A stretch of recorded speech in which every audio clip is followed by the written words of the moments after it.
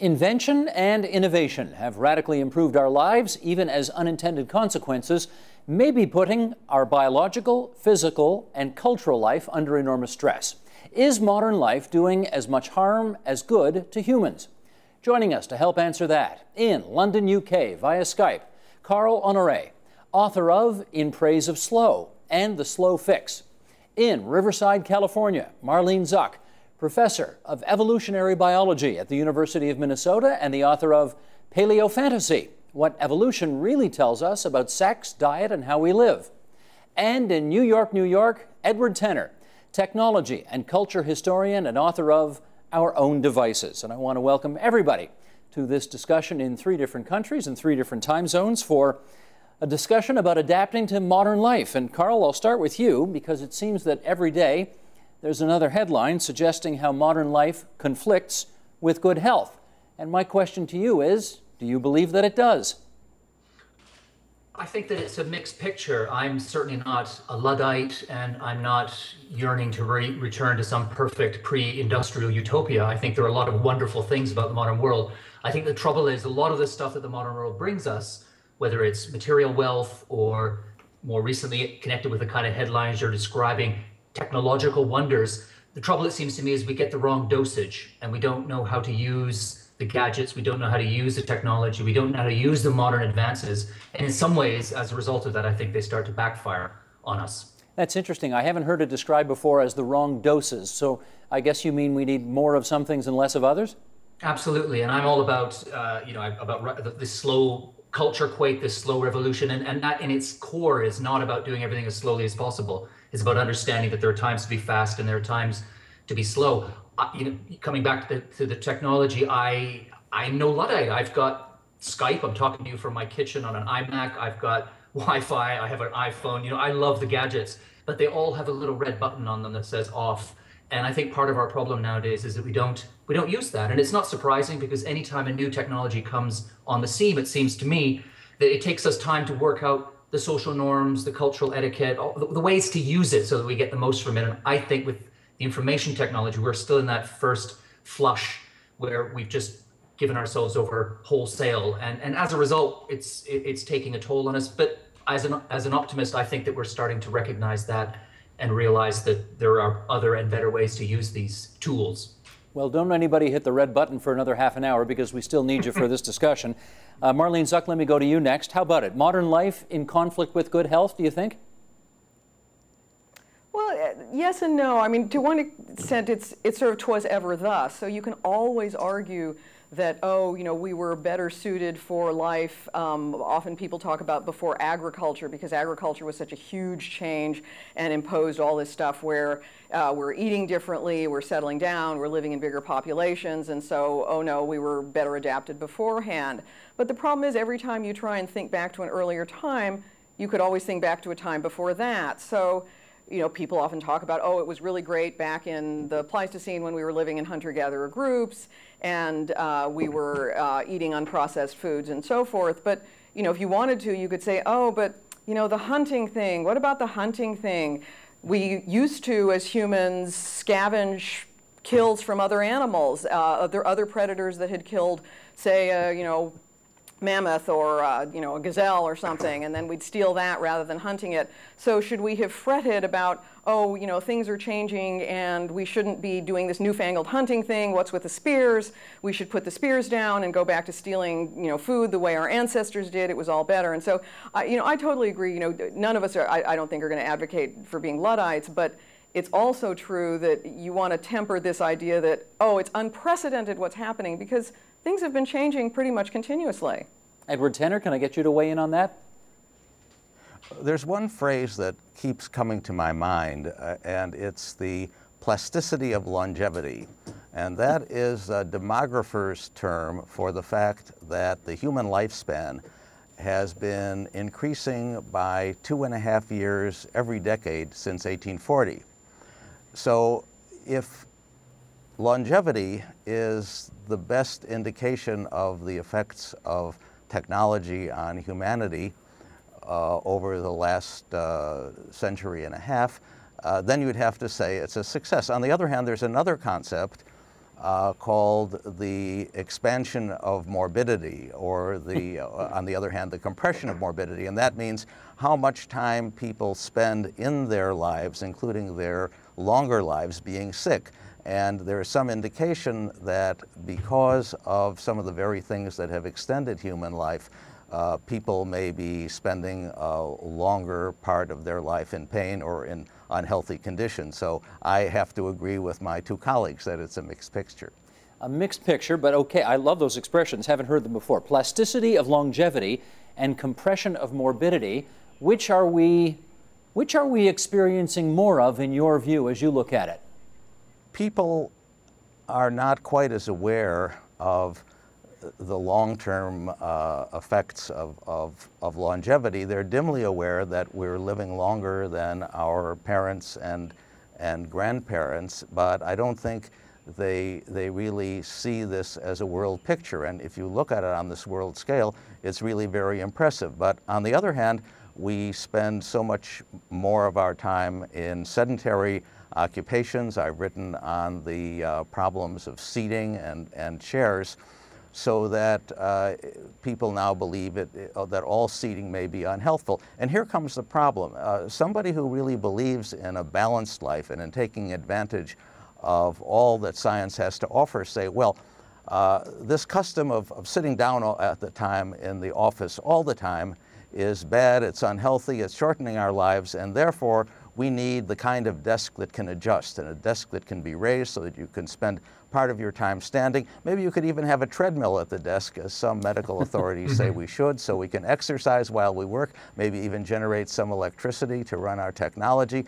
And that's wonderful. But here you run to, I think, the real problem that people have in talking about the effects of technology, and that is that academics and independent writers have quite a bit of autonomy. I could go out and buy an adjustable height desk, and I'm very well might do that when my next royalty check comes through. But for a lot of people working in offices, they really have very little choice about the pace of their work. They are under great pressure.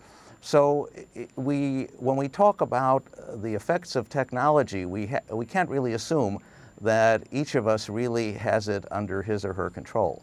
Understood, but Carl, let me get you to weigh in on this. Is it possible that, as Edward says, we're getting 2.5 years life expectancy added every decade? Maybe if we weren't doing so many things that fought with our truly original evolutionary nature, maybe we'd be getting 5 or 6 or 7 extra years per decade. Is that possible? Well, I don't know the science or how to translate that into the arithmetic of how many years we'd have, but when I heard Edward talking, it reminded me of that old quote, I think it's from Mae West, about the difference between years in your life and life in your years. And I think that in this roadrunner culture where we find ourselves turning every moment of the day into a dash to the finish line, we get stuck in fast forward, that we end up skimming through our lives instead of actually living them. So I guess stepping back from the science of longevity and so on, I'm looking at maybe through a bigger lens and a wider picture at what kind of lives do we want to live? I think that's the deeper question here. And what do we want to get out of our lives? It seems to me that we have a deeply neurotic relationship with time itself, that phrase that Benjamin Franklin uttered, time is money, at the beginning of the industrial era, that has come to define our every moment, has turned every moment into a race against the clock so that the virus of hurry is infected every corner of our lives, so that we're speed reading bedtime stories to our children. We've got, near my house here in London, there's a studio that offers speed yoga. There are drive-through funerals. We've fallen into the absurd. We've become a parody, a self-satire of roadrunnerdom. So I guess my question is really, or what I think we should be leaning towards is asking the bigger question, which is what kind of people do we want to be? What kind of world do we want to live in? Rather than counting exactly how many months or years we can add to our lives. Although of course that's important too, but I sort of feel that we need to a little bit. Those are excellent points, and we'll unpack some of those thoughts in just a second, but I should go to the professor of evolutionary biology and ask her the same question I just asked you, which is, could we actually be doing better and getting more time out of our life were we not doing so many things that appear to mess with our natural biology? So let me do two things. One is the longevity question is a really interesting one, because if you tell people, oh, you want to think about how evolution works in human life, you'll often get this rejoinder, well, it doesn't really matter because back in the old days, nobody lived past 30, and so how evolution acts on an adult is really irrelevant. And of course, that turns out not to be true. And so longevity really is something that was important back in the day, however far back you want to go, since most of the reason that early people, or for that matter, even historically, talk about the ancient Romans having a low life expectancy, mostly that has to do with high childhood mortality. And so we've changed our lives in lots of different ways that aren't just like adding on an increment of a year at the end. So it used to be, you got to 73 and died, and now it's 74 or 84 or whatever it is now. I think in Canada, actually, for women, the life expectancy is 84 years old. And so you could look at that and say, oh, well, but no one was living that long back in the old days. And that's not true. All it takes to get a low life expectancy is high childhood mortality. If a lot of people die before their first birthday or their fifth birthday, you can have everybody else in the population surviving well into their 60s, and a reasonable percentage of the population surviving into their 70s, and you will still end up with an average life expectancy of, say, 35.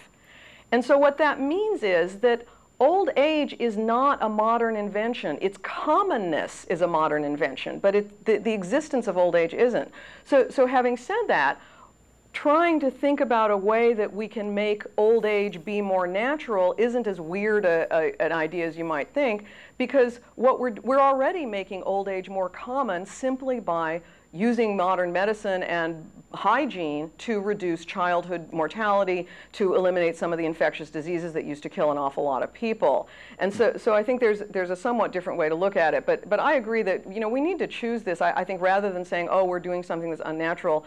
So I agree with Carl. We need to choose how do we want to live? Do we want to really be exhorted to again, have, speed yoga, which that's a good one. I had not heard of that before. That can't be true. That can't be true. Sadly, no, it's one of those things that it's got to be day. true, because otherwise no one would make it up. Carl, you're honestly telling us there's something called speed yoga where you are? There is. It's for time-starved professionals who want to salute the sun and bend their bodies into the lotus position, but they want to do it in 15 or 20 minutes instead of the normal hour or hour and a half. This is where we are. I mean, I was back in Canada recently, and there was an art gallery in Vancouver that was running an experiment with drive-through exhibitions. So this drive-through culture, this notion that faster is always better, has really pushed itself into every corner of our psyche. And I guess that's a lot of what I'm writing about and trying to tackle and take down. And I agree with that notion that we should be worrying less about how many months or years we add to the end of our lives, and really what kind of lives do we want to live, Edward, you'd sign on to that too, wouldn't you? Oh, absolutely. I can't disagree with anything that the other guests have said.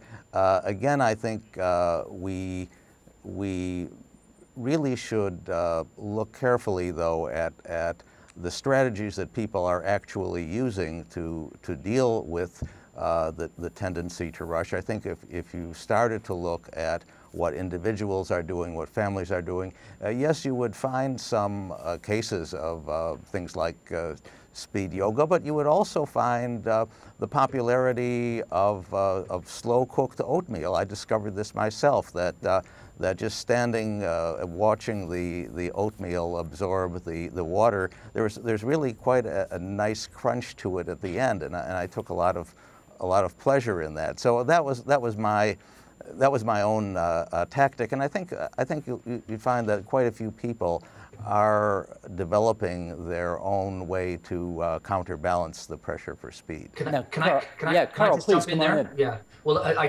couldn't agree more, and in fact, that's what all that I'm writing about is all of the people all over the world who are reconnecting with their inner tortoise, if you like, in so many walks of life, whether it's with oatmeal in the morning or even in the workplace. I mean, Edward, you mentioned that people who are not freelancers, who have to work in the corporate environment, have very little room to wiggle. They certainly have less room to wiggle than someone toiling away at home in a garret or in a basement office. But you are finding now that more and more companies are starting to wake up to the idea that getting employees stuck in roadrunner mode where they've got no time to think, they've got no time to recharge and relax or see the big picture is backfiring. So big companies in some of the fastest sectors of the economy, look at Silicon Valley with Google, Microsoft, setting aside quiet rooms where staff can go and do mindfulness practices or meditation, or the Boston Consulting Group. You know, these are type AAA road warriors of the corporate world. They've completely revamped their approach to how people can, giving people the right to switch off their phones. They don't have to look at their inbox all the time. They can book time when they don't have to be always on and connected, and also giving their staff more time off so that they, and forcing them to take it, because it's not enough to offer people vacation time nowadays, because the taboo against slowing down, putting your foot on the brake is so deeply embedded now that people find it hard even to take their vacation entitlement. But Boston Consulting is pushing their staff to take it, and the result is staff who are happier, healthier, and more productive. So I think no man is an island, and it's no question that it's harder in a group, an organization, or company to put the brakes on, to challenge this cult of speed. But I speak as a natural optimist, but I do see examples of it around the world where people are standing up and being counted and saying, no, we can do things better here if we relearn the lost art of shifting gears. You know, we know we've got to be fast some of the time, but if we're fast all of the time, it's going to backfire on us. Let me get Edward, though, to come in on this point, and that is that while it is true we have undergone, you might call it cataclysmic innovative change or technological change over the last 25 years, I wonder if you could put it into the grander perspective of history, which is the adaptation that we're being forced to deal with today any more significant, again, if you put it into perspective, with the shift to agriculture that would have taken place all those years ago, or the advent of industrialization, which would have happened, say, just over 100 years ago? I think we have a very different kinds of changes now. I don't know enough about the shift to agriculture, but what I recall from my reading was that people didn't shift to agriculture because somebody had this idea that everybody could live better if they sowed and harvested grains. It was really that the population pressure may have been pushing against the limits, and you needed a different kind of society, a more disciplined and organized society, sometimes maybe even a more warlike society, in order to be able to sustain larger human populations. When you look at the early Industrial Revolution and even conditions that prevailed well into the 20th century, today's hurried workplace seems like a paradise. You don't have to compare it to the most enlightened and sophisticated practices of companies like Google, but you could just look at the fact that in the late 19th century, when I studied the history of seating, it was really considered not a good idea for workers to be provided with any kind of seats at all, because bosses then believed that workers would just slack off if you let them sit down. And the first development of factory chairs as we know them was really in the First World War, when women in Britain were called into munitions factories, and there were very serious health consequences, and that was when employers started to see the importance of really looking at human factors just in the interest of self-preservation and production. But Marlene, we have had previous guests on this program say things like, we have more chronic disease in our society today, not because of bacteriological infections that are out there, but because of the way we're living our lives, and in particular because we're living in a way that is inconsistent with the way we were designed biologically speaking. Does that make sense to you? Well, you certainly hear that a lot, or, to put even more bluntly and to go back to Edward's comments, that, you hear people saying that, oh, agriculture was the worst mistake humanity ever made. So, there are lots of people who want to call on doomsday at one point or another. If it's not the Industrial Revolution, then, you can talk about it being agriculture. And there are absolutely problems that humans have now that we didn't have either 200 years ago or 10,000 years ago. But the people 10,000 years ago had problems that we don't have, and they also had problems that people, say, 50,000 years before that didn't have. So it's hard to pick a particular point, and I think that there's this element of talking about unintended consequences that contains within it this assumption that I think we need to challenge, which is that evolution has designed us somehow, or that we were kind of wound up and set on a path where we're going to go along, and then, you know, we end up in this period where we're perfectly in harmony with our environment, whether that was pre-agriculture or further back than that or whatever we want to talk about, and then somehow since then we've fallen from grace. So I think everybody's seen those cartoons where you have, you know, the fish that's morphing into the reptile that's then, you know, you've got a mammal walking on 4 legs, and then you have an ape on 2 legs, and then you usually have some form of, you know, early human standing, you know, upright, looking kind of noble off in the distance, again clutching a spear. Spears are big in a lot of these cartoons. And then after that, in the modern versions, there's almost always sort of this, oh no, and now look what we've done, which is a guy with a pot belly, either like crouched over, like always sitting, of course sitting, because yes, Edward, you know, sitting is bad, always sitting and crouched over a computer or clutching a Big Mac or, you know, doing something else that's viewed as, you know, the decline that's happened with, you know, modern life. And I mean, and so there's one that I have where the caption is, you know, somewhere something has gone terribly wrong. And, you know, like we all laugh when we see those because we sympathize, and, you know, we know that there's this feeling that, wait a minute, what have we wrought? But the problem with saying, oh, there are unintended consequences of technology, or there are places where, you know, we've gone astray, is this implication that we were headed in a particular direction.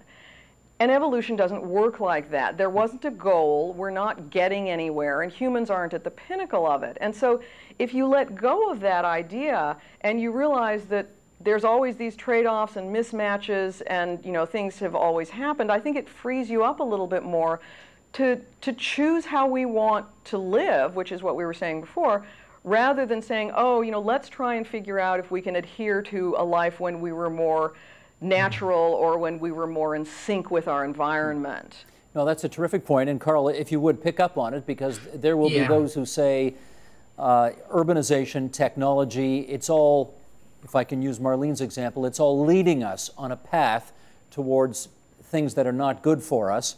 But we do have a choice in all of this, right? We just seem to be oftentimes making bad choices.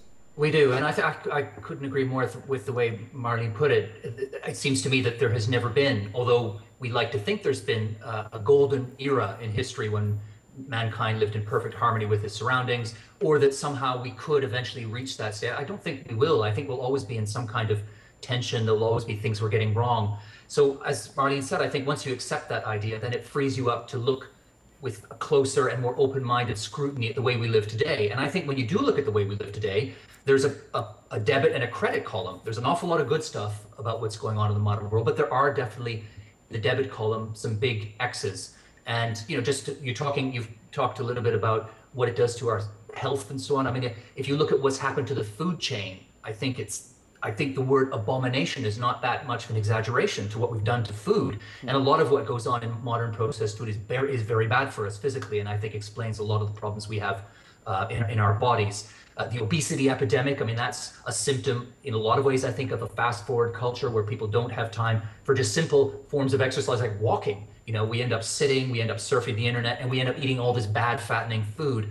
I think also you look at the technology. On one hand, social networking, social media, wonderful. You know, it connects you with people that you never could have come close to a decade ago. I'm in touch with friends in Canada and around the world that I had lost contact with, because, not least because of my very bad handwriting. Right now, I cherish these things. But of course, the trouble is, you know, I think there's a parallel with the obesity epidemic. You know, in a time of scarcity, we have bodies and minds that are hardwired to seek out the calories and consume them as soon as they appear.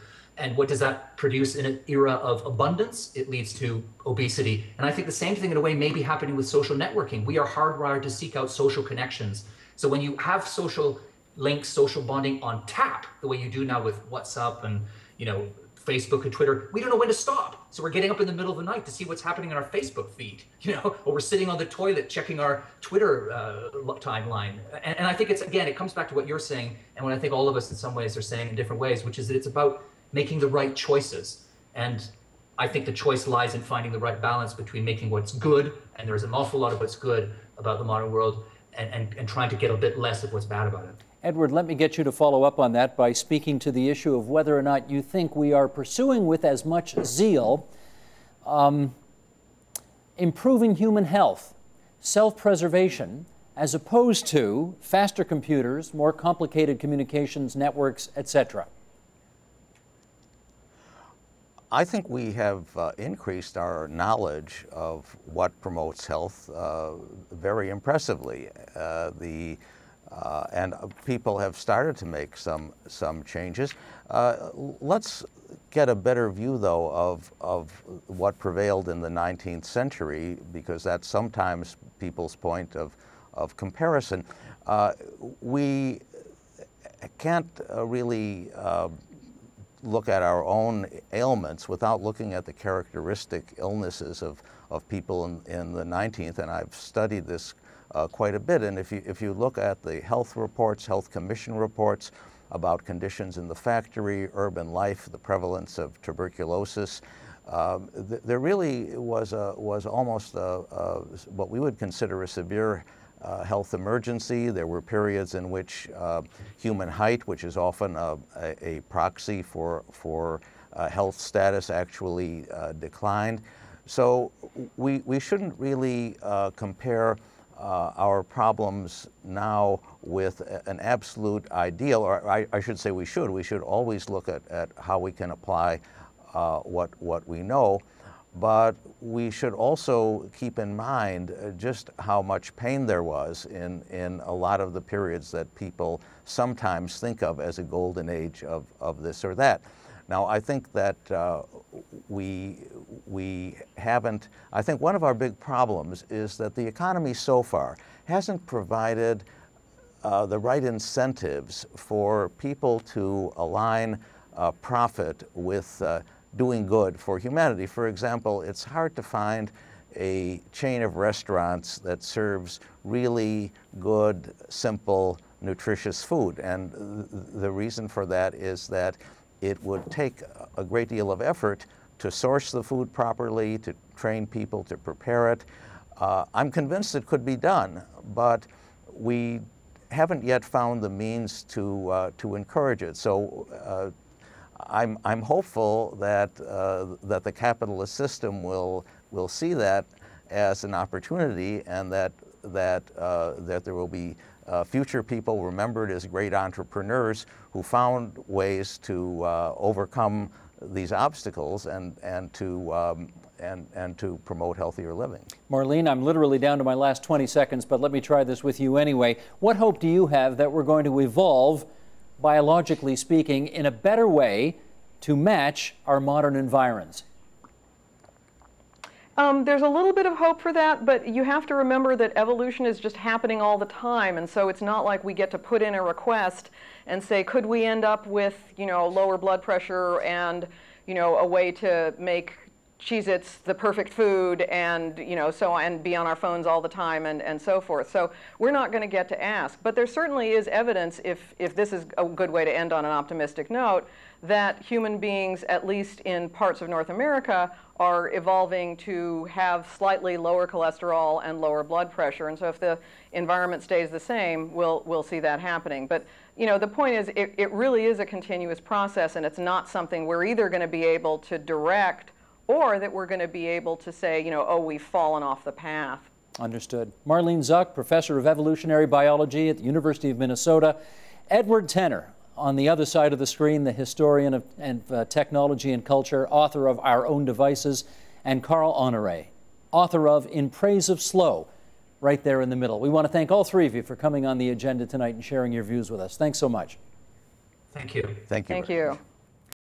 Support Ontario's public television. Donate at tvo.org.